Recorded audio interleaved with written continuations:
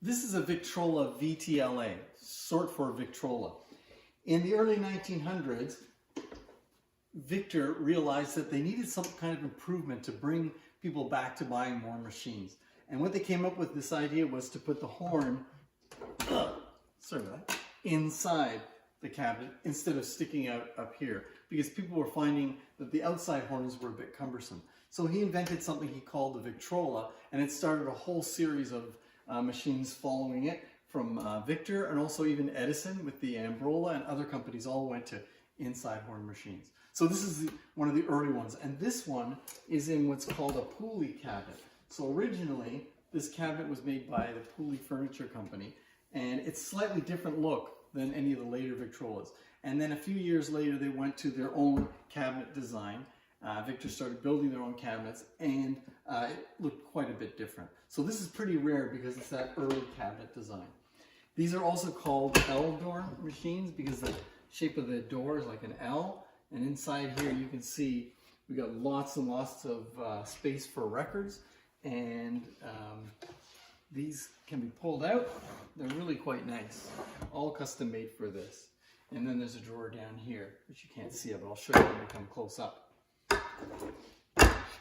So let me bring the camera in for a little bit of close-up, and we'll see what's inside this machine. Yeah, these Pooley cabinets are, I don't know, pretty, a little weird. I don't know. I can't figure out what I think of them yet. But the machine inside is basically a Victor 6 with a different tone arm.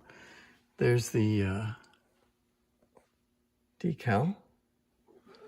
And there's the ID plate. And we got our speed control and our brake. And this brake sort of looks like the older style from the outside horn machines. In fact, this sort of reminds me of an outside horn machine. It's got this wooden bed plate here that looks just like the top of a Victor 6 or something. And then, as I said, there's record storage.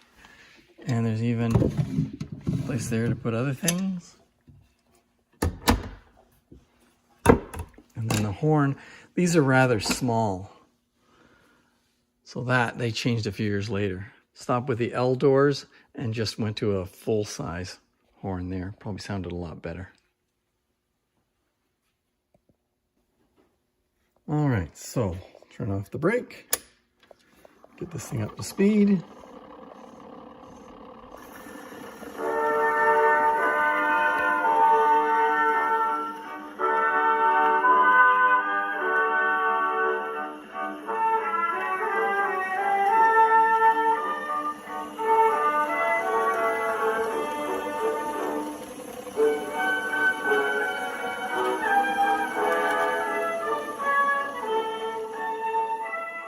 So I think you'll agree with me that this is a pretty unusual looking cabinet. Very rare, very desirable machine.